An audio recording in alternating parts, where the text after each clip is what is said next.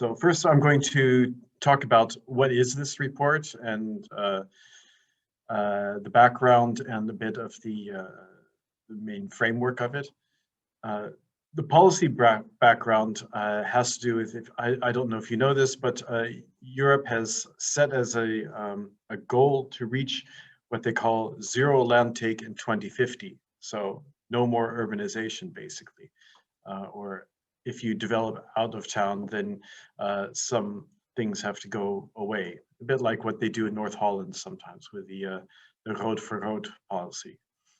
There's some sprawl reports recently, and this was reason enough for ESPON to say we want to tender some research on this.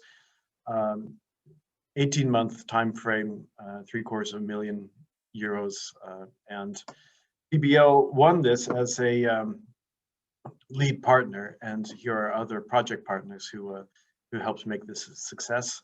It's all now been turned in, it's done. So yeah, we're thinking about possible follow-ups and spin-offs. There's a few spin-offs running that ESPON decided that there were some things that we could do extra, so they're paying for us for that. But this is the architecture of what we've done, and it shows how interdisciplinary it is, that we start with surveys of land use developments, and also, which is very quantitative, and then we also look at interventions. What are regions and nations doing to try to steer land use in Europe? And then we had a period where we are now analyzing all of this, also using case studies, and in the end we come up with some policy recommendations, and we produced a handbook, a guide to sustainable urbanization for policymakers, which is supposed to be pretty easy to read and accessible with lots of infographics and the like. Yeah, what are the outcomes in 18 months? For ESPON reports, what they call evidence. Now it sounds very positivistic, and it is. Many times science for policy has that kind of spin, that we're going to give you evidence for policy. On land use developments, on interventions, that's one of Tuna's words that I took this from Tuna, her interventions. Evidence on your urbanization practices on the ground, which are 11 case studies. And we also looked into the future, what would happen if we urbanize in one way or the other using a land use model. And we tried to do this, we did a bit stakeholder engagement during the project to yeah, get some input about what they thought were important, and also to give opinions about, for example, scenarios. Unfortunately, because of COVID, this was not so big as we had planned it. A little bit about terminology. We rejected the common terms urban sprawl and land take. Land take, we thought that's basically just describing the urbanization process, which is a conversion of non-urban land to urban land. So we're using urbanization, which we feel is a bit more neutral. And sprawl, we didn't want to just say something is sprawl or try to look at what sprawl is, like the OECD report and the EA report, but we rather want to look at the developments happening in Europe and try to describe it. And then if you want to call it sprawl or not, then we have a conversation about it. So we tried to make a bit more neutral terminology. Also, our take on sustainability is very, very broad, using also the 3 dimensions of sustainability. And I guess the practices, everything, yeah, urbanization is a social construct. It's people make decisions to urbanize or not, and so that was the focus there. And something that ESPON always says, tries to hammer home, territory matters. One region is not like the other region, so drivers will act differently in different regions. So this is our conceptual framework. On one hand, you have land use changes, which you can more or less measure if you have the good data. And we had a complete data set of of Europe, land cover changes from 2000 to 2018. So we could do quantitative calculations, but also more qualitative on urban form. Then you have the drivers of this, and there are different types of drivers on the demand side, for example, demographic developments or GDP, but also supply-oriented, for example, taxes, subsidies, laying down infrastructure, those kinds of things. And this was a nice figure made by Kolstedt et al. On the basis of a literature review of about 200 academic sources about what the main drivers are. So that's more or less known. There's kind of a black box in the middle of what isn't known, and that's the local practices. So we decided we want to not only bring the both sides into view, but also zoom in, and we did that through case studies, looking at what causes one area to decide for urbanization a certain way, and what are the effects of interventions in practice. And then the whole thing, we want to ask ourselves, is this sustainable, yes or no? And we were using the broad sense of sustainability, environmental, economic, and social. We're not the first to do this. Okay, so now I'm going to show you a bunch of lovely maps, and I think the more quantitative part is going to be the focus of my presentation. If you're interested in the interventions or case studies, that will go really fast, and I can tell you more about that. But this is kind of the ESPON, what do you say, the trademark of showing lots of maps. And here you see on the top drivers in terms of population, and below you see actual changes, number of hectares per day. And you see the maps aren't quite the same. So it's not just population driving this, for example. And for example, we were looking at all land use, but we focus on urbanization. Here we have a couple GIFs which we made showing how forest areas and agricultural areas are changing. Forest areas remain more or less stable. Agricultural really go down. And here you see, for example, there's a lot of changes between agriculture and nature in Europe, but it's not at all the same depending on the country. Some countries you see a lot more agriculture changing to nature, and in others you see it the other way around. But the main focus of this is this urbanization. And when we zoom in on what's happening, when we look at how urban growth is occurring, you see hotspots already in the map to the right over time. And here you have on the left a diagram of the kinds of land being converted from one use to the other. And just to give people an idea of this, it's about 250 football fields a day, if you can kind of imagine that. That's not quite the zero that the European Commission is hoping for. So it is slowing down, but that's still quite a bit of development per day.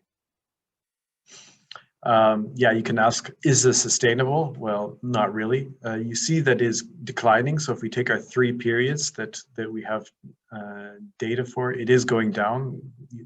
Probably the impact of the crisis is, you can see that here.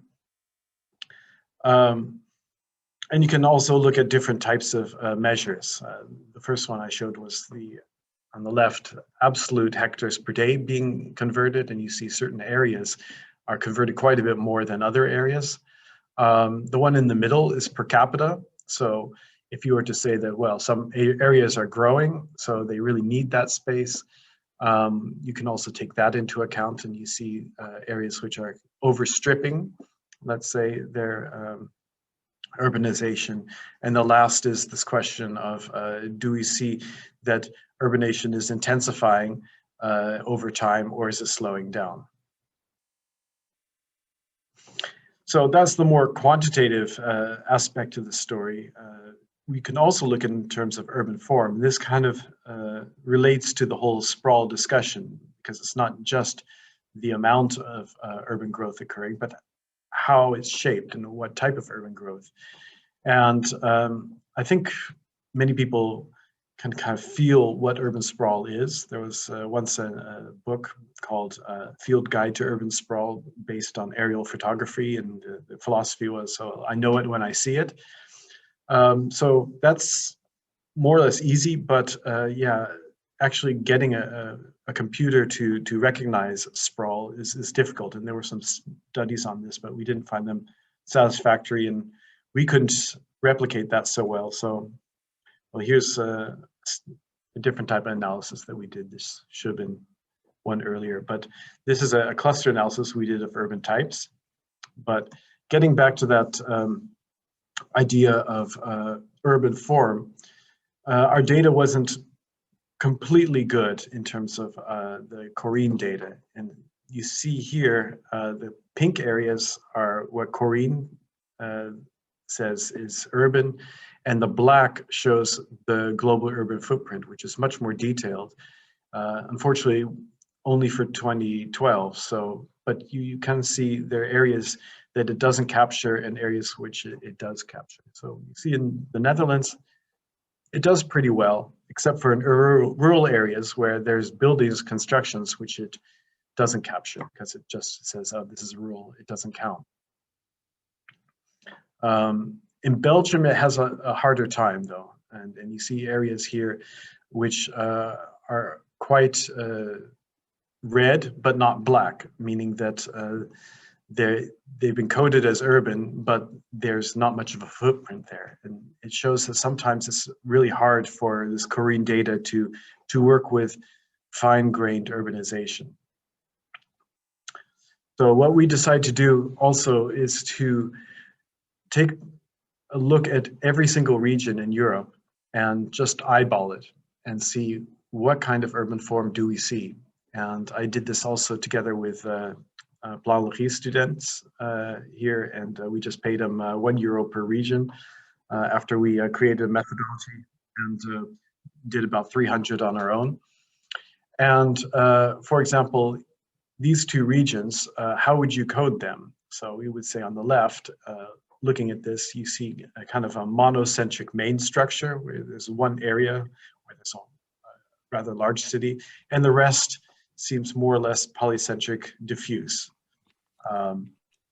The second one, you see two main blobs, so we would say that's a dual main structure. And apart from that, it gets very, very diffuse. So obviously it's a judgment call, but we thought if we tried to do this as consistently as possible, we could produce some maps of Europe. So these are the results on the main structure and the substructures. And you see that there's a lot of regions in Europe which are coded as polycentric. Those are more the light green areas. And yeah, the Dutch have a lot of polycentric, but also some more compact monocentric areas. And if you look at the substructure, well, not very surprising, that's a bit more diffuse, more fragmented. So once you have this, you can start looking at how things have changed according to the data from Corine over the last 20 years. And so then we looked at that and then saw, well, what do we see? Which areas seem to be growing in the most compact and which areas seem to be growing in the most diffuse ways? And here I'm just looking at the substructure because that's where a lot of the attention is going in the whole sprawl debate. And you can see generally the more diffuse areas are growing more diffusely, and the more compact regions are generally more compact. So there's a kind of divergence that you see here. And you also saw that Poland, for example, had a lot of very diffuse substructure, and the development over the last 20 years is towards more diffusion. So we decided to take a look at what's going on there. So here's an area to the east of Warsaw. This area was actually not coded in Korean as urban at all, but we decided to zoom in and see what's going on there. Here's Google Earth looking at it, and you see that yeah, this is looking like, you know, more or less ex-urban or maybe even suburban developments. And getting on Street View, you see the kind of reality here. So this is real urbanization, but it's kind of off the grid in a sense in some of our data.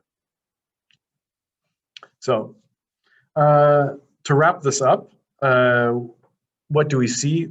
Yeah, we're near our zero net land take. We see also when we did the math that urbanization is generally one way. 8 times more land is converted to urban than back. But we do see some signs of this slowing up. And then we do see that things are happening differently within Europe. Some countries are slowing down, others are speeding up. And we see that the types of urban form, it seems to tend to replicate itself. So there's some sort of path dependency here. And if you are talking about sprawl, I think Poland is an area which would be interesting to look forward into. Now, that's the past. Once we know that, we decide to look into the future, and we create 3 scenarios to do this. And we used a land use model developed by JRC called Louisa. Actually, Louisetta, the open source version of it, but it's more or less the same as here. How does it work? It starts with a base map. Then, depending on pressures, demographic, economic pressures, fed into the scenario structure, or fed into the model, it starts allocating urban conversion according to what it says are suitable areas. So it has a suitability map. And here's an example of 3 stages going from 2012 to 2020 of how it allocates the demand for urban space. Now, through tweaking the model and just letting it run, and it goes at 5-year intervals, you can create scenarios. So we do that by adjusting this urban suitability, the types of areas which are suitable. So the base map doesn't run for all of Europe, but only EU countries, unfortunately. And this is the baseline scenario in the model itself. So you can see what kind of output it can produce. And we decided to develop 3 modes of urbanization, 3 models, which are linked to what we saw in the development. We made a kind of continuum from compact to very diffuse, and we decided to do 3: compact, polycentric, and diffuse here. And I think most of the people here probably recognize these, the compact city, high density, infill development, that sort of thing, containing things using growth boundaries. Polycentric, you can think about growth centers and Phoenix, and then diffuse is more what you see in Belgium, lots of buildings along roadways and that sort of thing. And in our scenario architecture, we decided to keep almost everything constant, and the only thing variable was people's attitudes. So all the main drivers, socioeconomic drivers, climate change, technology, that sort of thing, that's all the same, but it's just the decisions that people make and their preferences that we did to create what we would think a plausible story of each of these 3 scenarios. So to start with the first one, a diffuse scenario.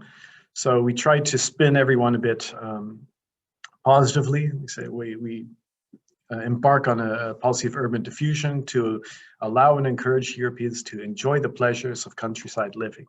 So what do you do there? Abolish a lot of planning policies except for Natura 2000. And we tweaked the model to say building along existing roadways in incremental ways, the way to go.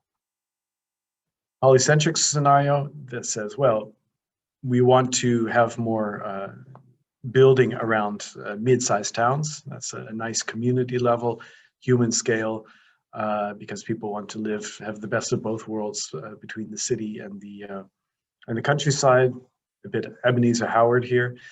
And here we put a policy package on 30% infill development, so a bit more concentrated, and preferably near rail stations.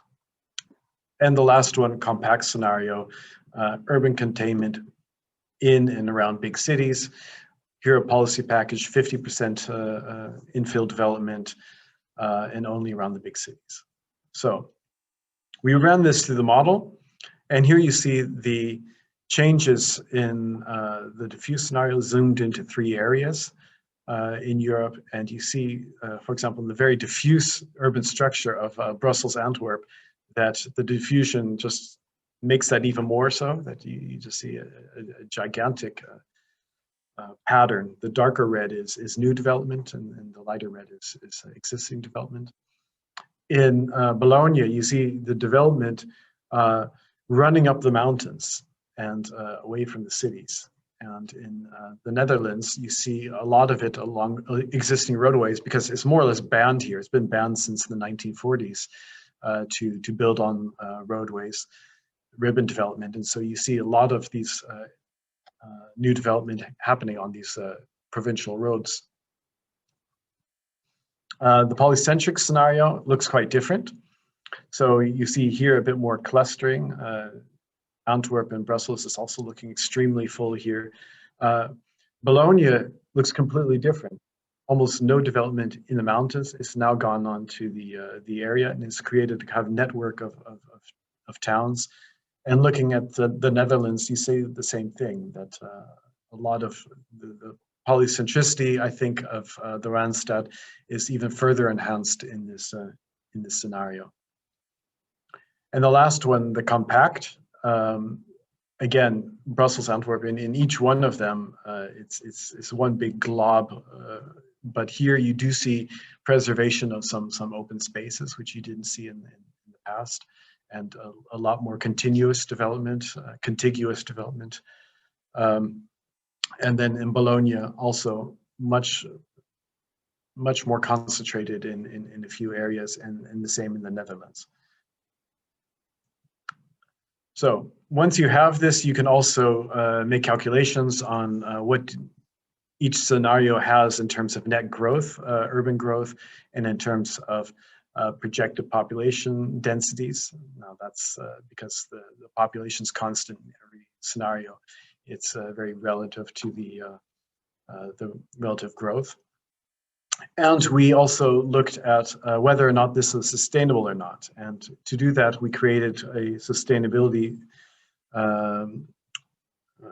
evaluation framework, where we surveyed the academic and grey literature and tried to find literature on the 3 models of urbanization that we defined, and saw if they thought this was more or less sustainable according to a certain indicator. So sometimes you have pluses and minuses because it was very nuanced in the studies, or sometimes the studies said different things. But you see some areas where there are clear pluses and clear minuses.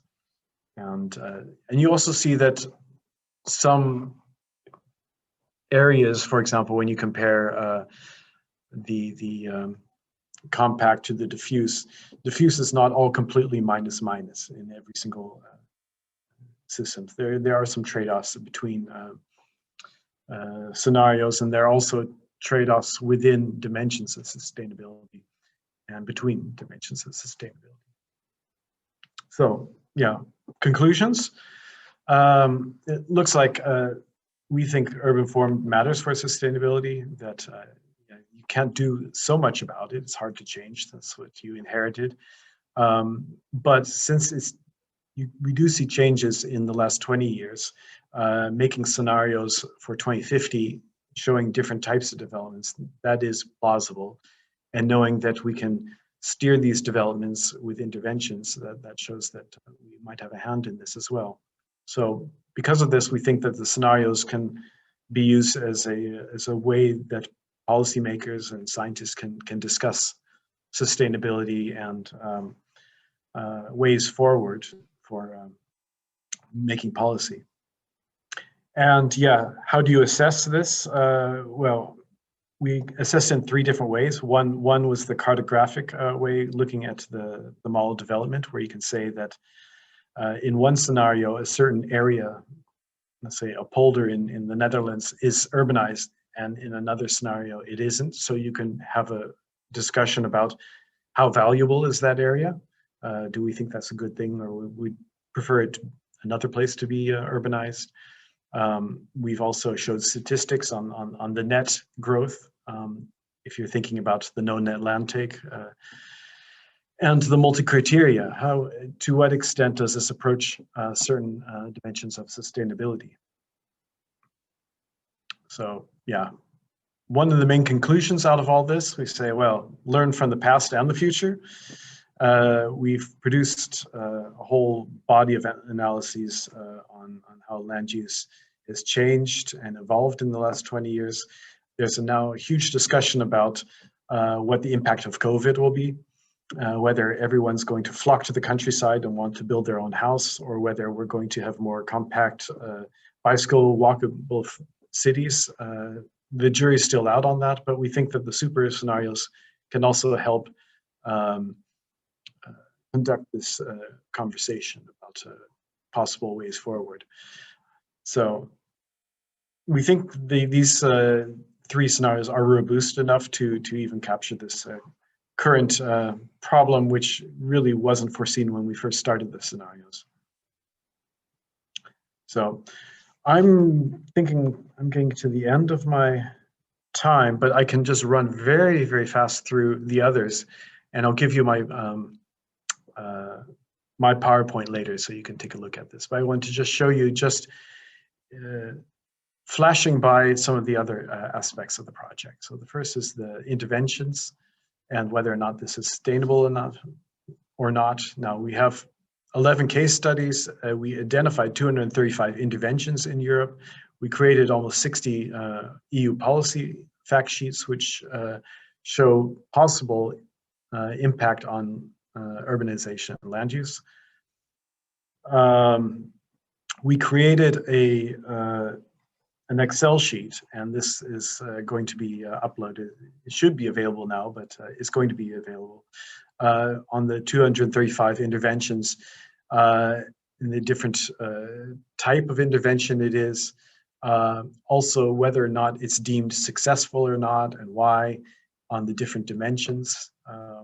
A lot of this was best judgment. So, and the last column is some links to information. So I think this could be used as an aid for researchers. So this we're giving all our evidence that we've done. Some examples of this. I think a nice one for densification is Malta. They made a national law that you could just add a couple stories to your buildings, and it overrides local plans. So that's a really drastic measure to support densification. So yeah, then you have Luxembourg, which is maybe the opposite end of the spectrum, where it just used the GIS to show areas which could be used as infill development, and just publish this to try to encourage landowners to build. We assessed their success. I'm not going to go into detail there. We tried to find factors of success, distilling it by doing a Atlas TI analysis of why certain interventions were successful or not. We also analyzed the European Union policies and whether or not they seem to have a positive influence, and in which way it has a positive influence. And we tried to present this to policymakers as you have a big toolbox in Europe of various types of interventions that you can use to steer urbanization to more sustainable ways. So one of our conclusions is it seems that interventions do have an impact. So it's not just a natural law that population and GDP and those things will produce urbanization, but you can steer it. And we also found that the EU has a hand in this as well. Case studies, 11 case studies in Europe. Here's all the listing of case studies and the types. We have also, in our guide to sustainable urbanization, them all summarized in one page summaries. We had an ex ante where we showed that many times these interventions were made for ecological concerns, but the actual interventions, when they're implemented, they're more broad. And in general, this was done to enhance acceptance of the intervention. And generally, stakeholders were pretty happy about this. And one case in point is Valencia, where they started off trying to make a kind of a green belt around Valencia, which was very, agriculturally or very environmentally oriented. And then they broadened it to make it more economic and social to get the farmers on board. And this helped create more support. And according to the stakeholders in the interviews, this also enhanced the effectiveness and probably the impact of this intervention. So yeah, this one I'm going to skip, maybe it's common knowledge. And then we have a summary table where we tried to take all case studies and evaluate them in terms of pluses and minuses on sustainability, like we did with the scenarios. And so, yeah, I'm going to skip this and go just to the thank you. So that was a lot of information, I know, but hopefully there's something there that maybe triggered one of your interests, and I can revisit. Not something. There was so much in the presentation, such a rich plethora of information. Very impressive project, and wow, I'm very impressed with how you pulled it together. Actually, it seems to be an enormous feat. So many congratulations, David, and thank you for sharing some of the results with us. We would all, I'm sure, appreciate if you share the PowerPoints. You said you would, and then Jules can put it online and perhaps distribute it by email. Mm-hmm. So it's inside people's mailboxes. They don't have to look for it. Okay, I'm sure there are many questions and also comments and suggestions, as David asked. So I will open the floor. And please, okay, I'll try to manage this. Tuna and then John.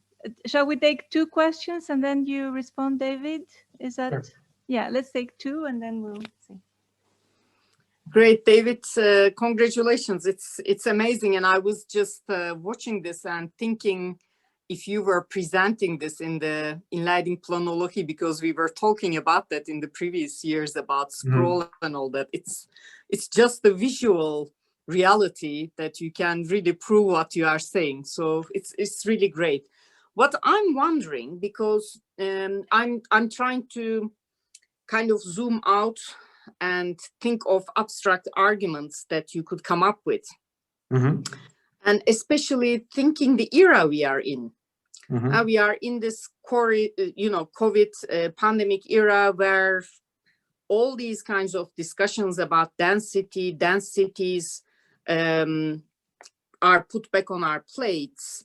More urban space, creating urban green, maybe even, of course, I think they are not in your maps, but some trends were also noticed in big cities that young people start moving out of the cities, buying a house or renting a place, a bigger house in the countryside, because now they can work from home.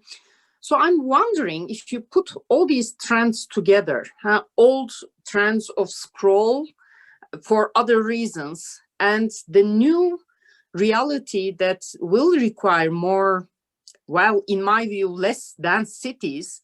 How do you see this clash in your argumentation? How do you see that for ideal cities, we are able to create new arguments on the basis of this research? I know it's a big question, but I find it very urgent question, and your research is very relevant to answer this question. Thank you. Thank you, Tuna. And maybe we can listen to John's intervention before David has the floor again. Thank you very much indeed, David, for a wonderful presentation. Very well done in terms of presentation, but especially because it was so impressive in content and so rich. So thank you. I have a question on the slide you showed with the dashboard, if I may call it that way, on sustainability indicators, which makes one think, of course, of the OECD dashboard, or the dashboard introduced by Stiglitz and Sen for Sarkozy some 8 years ago, or what has been done in the Netherlands by the Statistics Agency.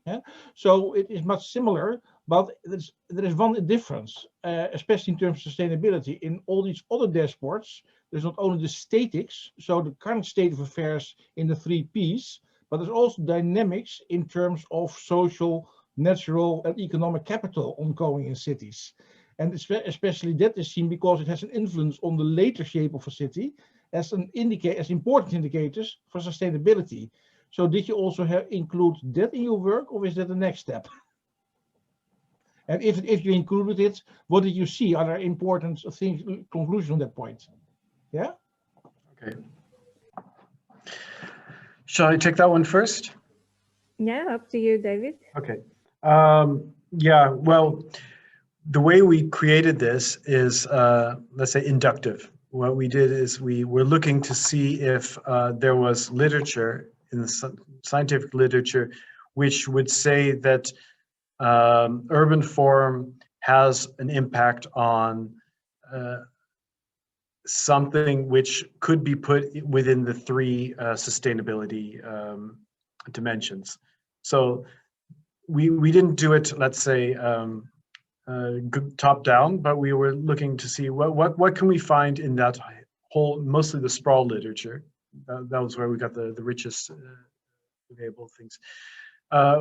Where do we see the impact? So when people say that sprawl has impact on vehicle miles traveled, okay, so then we would take that. So if we couldn't find literature which did this, we didn't include it as an indicator. So that's how we went to work. And then sometimes if we had an indicator for one dimension, then we actively tried to find for something else. And sometimes we use a bit of interpretation here. So we tried to fill it in as best we could. In our report, we have that table. Instead of pluses and minuses, we have the sources of the studies that we used. So then you can take a look at that. So we weren't trying. So we're just trying to say, what does the literature say about this for the 3 urbanization modes? And then if you were to link it to the case studies, what could you expect then? You allow diffusion to happen. What kinds of pluses and minuses can you reasonably assume to take place in 2050? So that was our, let's say, way of our process. It was basically just oriented to the needs of this project. Okay, thanks. Okay, and Tuna, yeah, I guess my main point here, yeah, we sit in this new COVID era, and I also just wrote a report about the impact of COVID on the city centers, and everyone's asking me what's going to happen.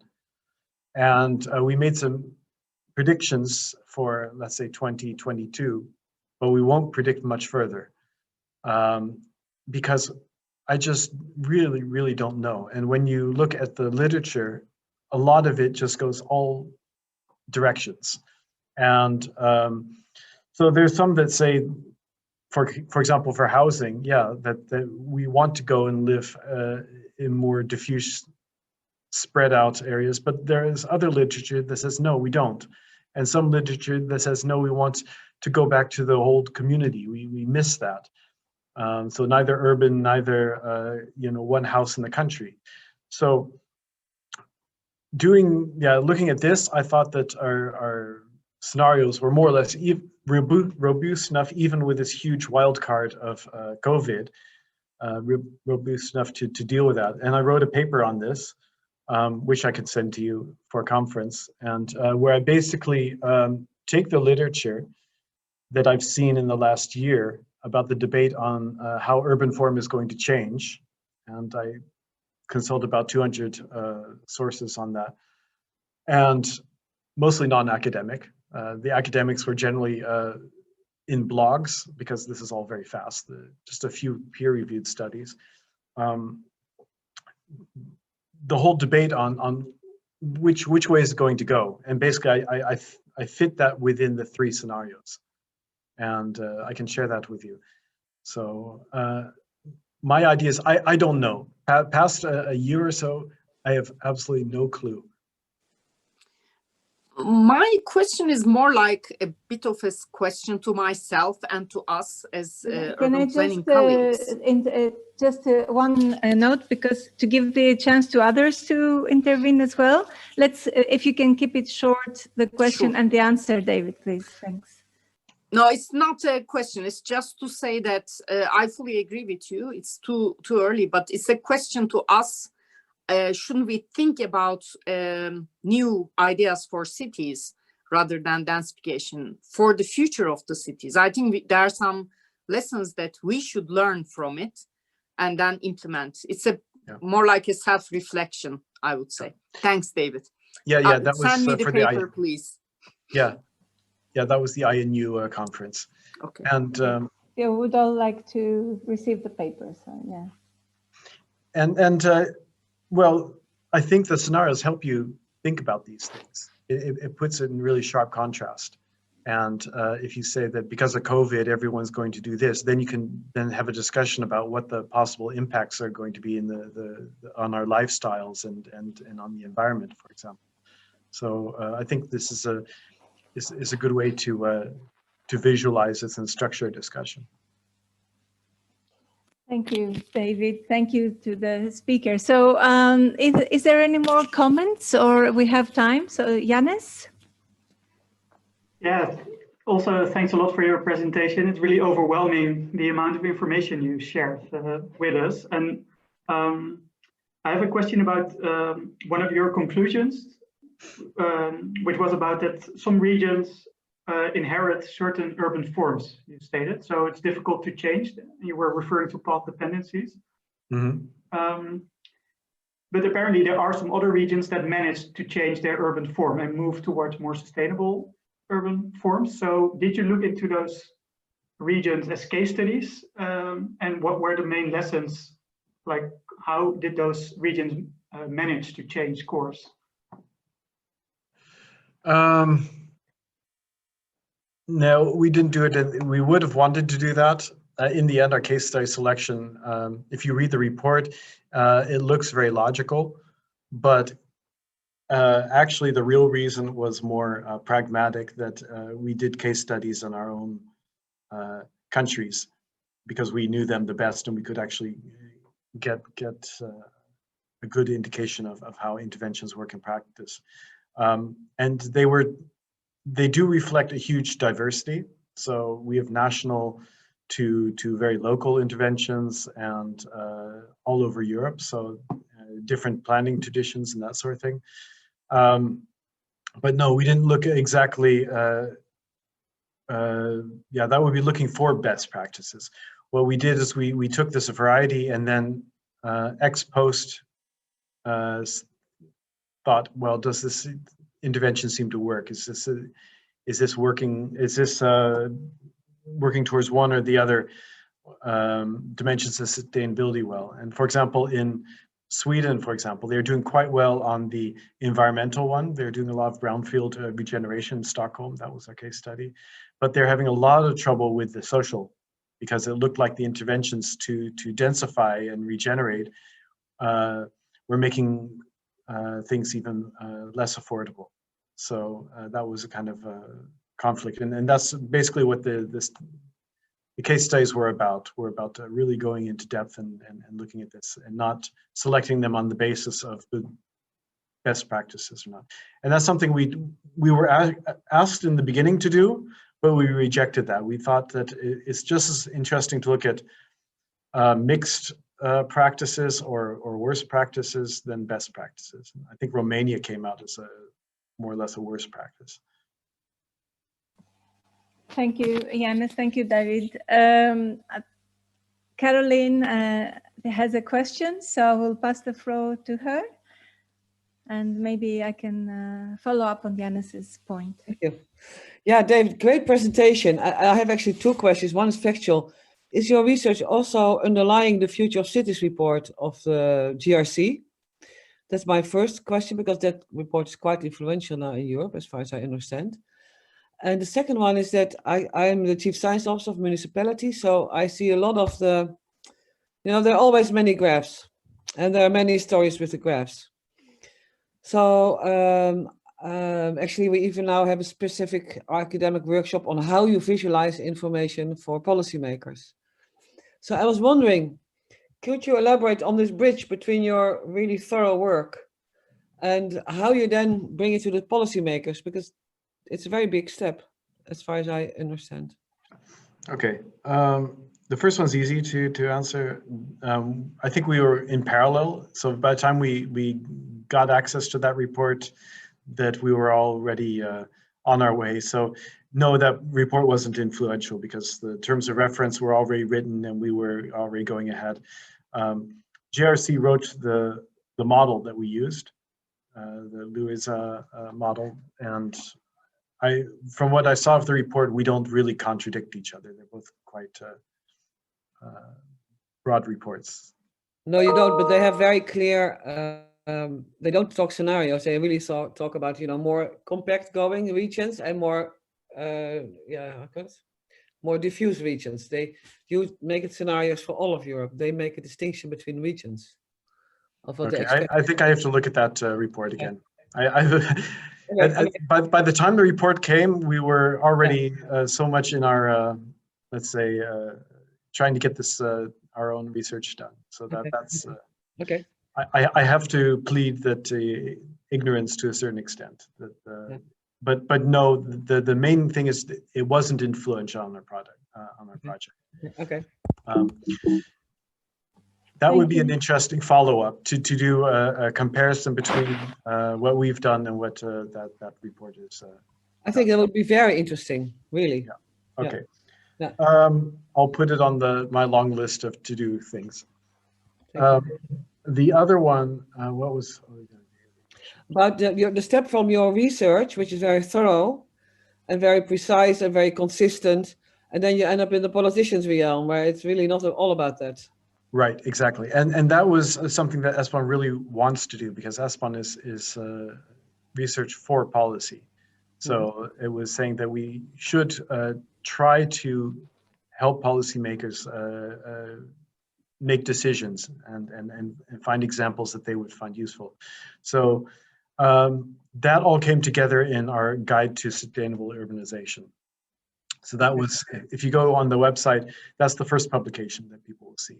And we tried, and I don't know if we were all successful, but with infographics and to try to make things, spell things out that these are things that you can do. This is how things worked in these areas, to help policymakers make these decisions. And we have little graphics, whether we think something might be interesting to decision makers who can decide which direction to take, or to, let's say, more civil servants about the more nuts and bolts of policymaker making. So your black box, yeah, you make a really nice black box, yeah? So what's your answer to what's in the black box? Is it the visualization? Well, our black box was more or less the case studies and the local issues, but also in the end, the black box was also these interventions.